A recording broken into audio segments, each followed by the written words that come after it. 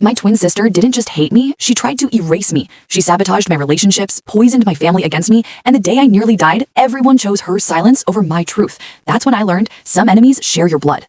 Growing up, it was always obvious who the favorite was. Haley was petite, bubbly, and effortlessly beautiful. I was broad-shouldered, quiet, and often overlooked, my presence fading into the background. People didn't mean to notice it, but it was impossible not to.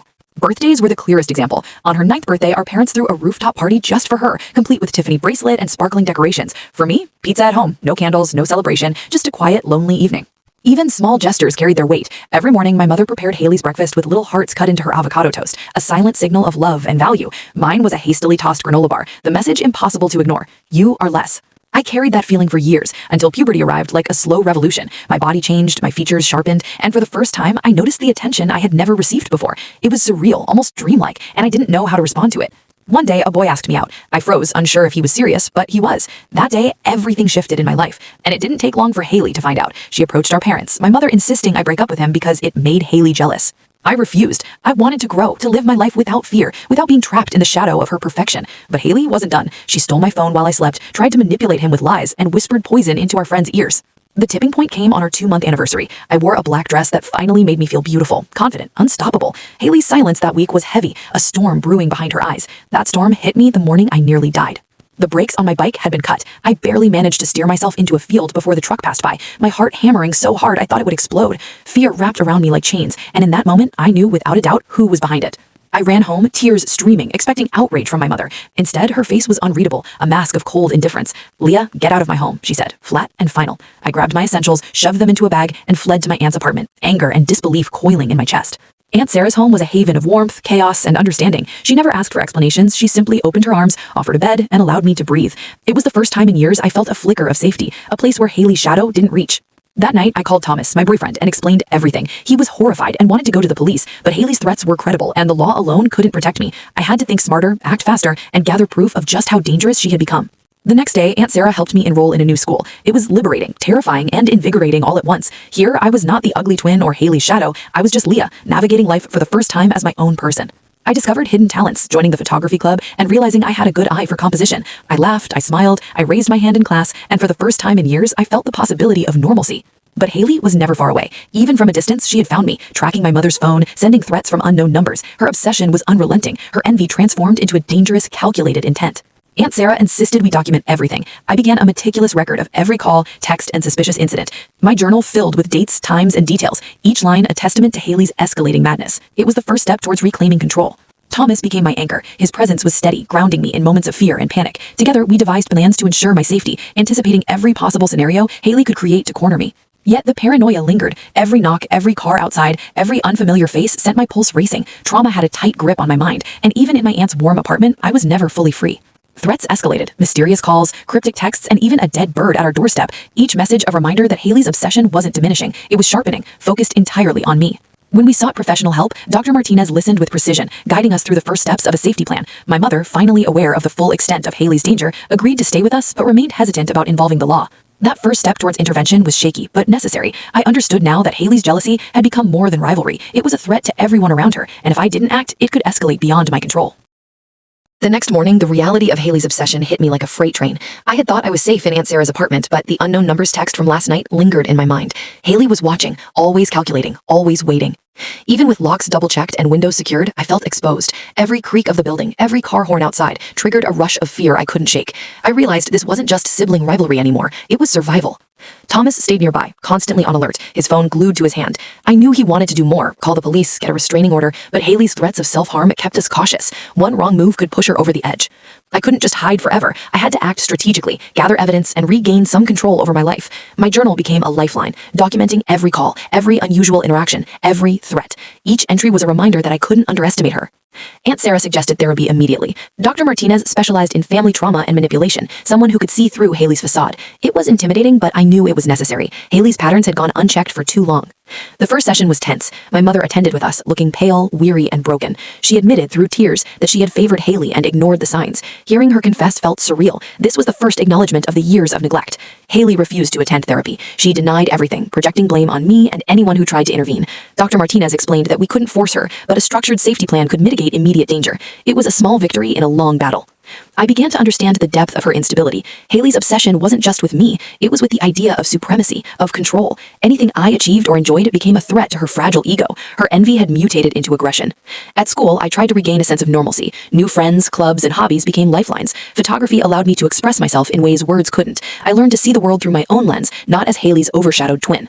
Yet, outside the safety of the classroom, the threat lingered. Thomas, ever vigilant, noticed unfamiliar cars following us during walks. His protective instincts were both comforting and sobering. Haley's reach extended far beyond what I had imagined.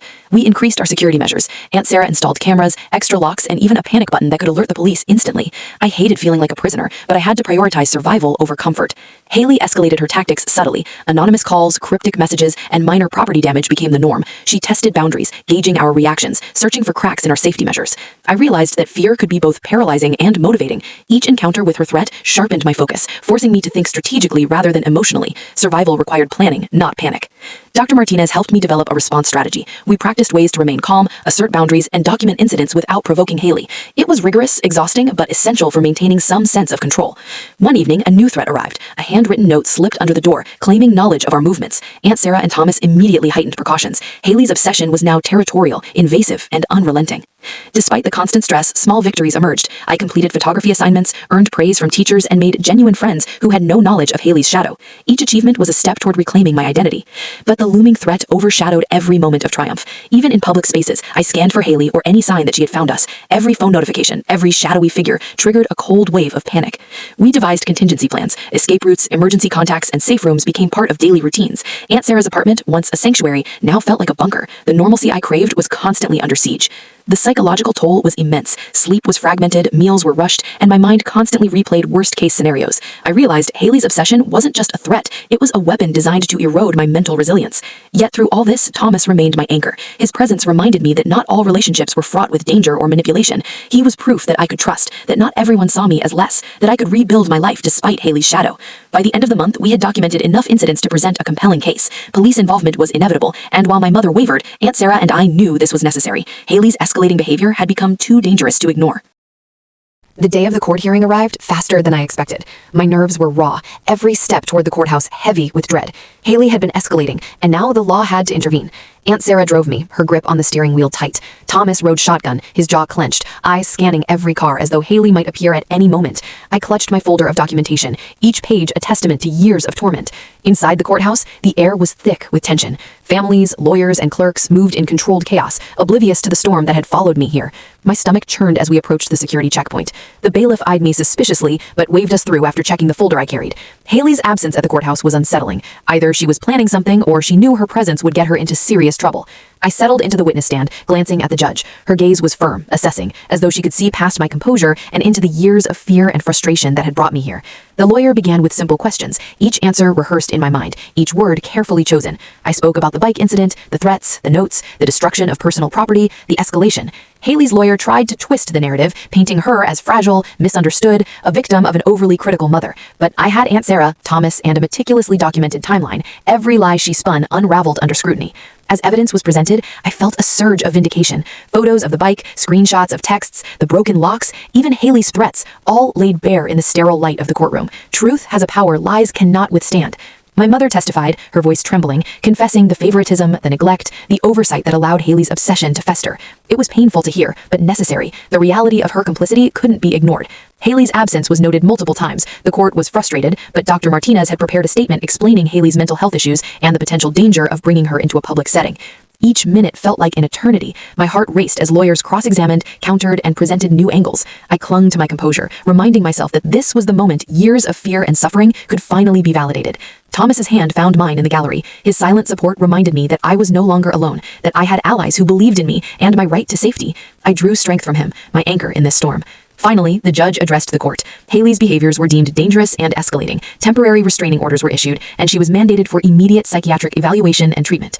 Relief flooded me, mingled with residual fear of what she might do next. Leaving the courthouse, the sunlight felt sharp, almost alien after hours under artificial lights. The world outside seemed normal, indifferent to the chaos I had endured. Yet for the first time, I felt a fraction of safety I hadn't known in years.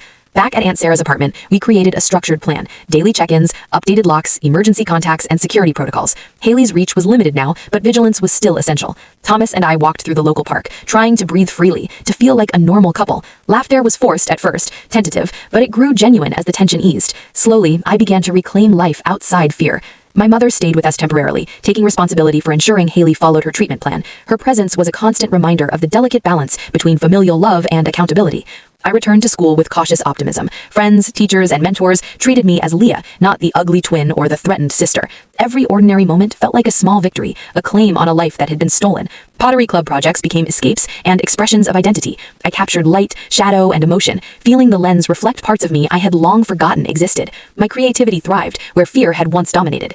The weeks passed, each one a test of patience, vigilance, and resilience. Every message from Haley was filtered through legal channels. Every moment outside was carefully measured. But I learned that freedom wasn't perfection, it was reclaiming choice. By the end of the month, therapy sessions, school routines, and personal projects began to weave a new normal. Haley's treatment progressed slowly, but knowing she was under supervision allowed a cautious sense of relief to settle in. Weeks turned into months, and Haley was now in a secure psychiatric facility. The reports were slow, but the updates from Dr. Martinez reassured me that she was receiving treatment. Aunt Sarah and I visited regularly, always under supervision. The sight of Haley behind the safety glass was surreal, so small, so volatile, and yet fragile. Her eyes darted to me the first time, a mix of rage and confusion. I didn't flinch, I simply nodded, showing her that confrontation wasn't my goal anymore. Therapy sessions for me, my mom, and even Thomas became essential. They were spaces to process, to understand, and to reclaim pieces of ourselves lost to fear and obsession. Mom admitted fully to her favoritism, the constant praise for Haley that had shaped her sense of entitlement. For the first time, she truly acknowledged the damage she had done. I worked to forgive. Not Haley, not yet, but the version of my mother who had failed to protect me. Forgiveness was a shield, not an absolution.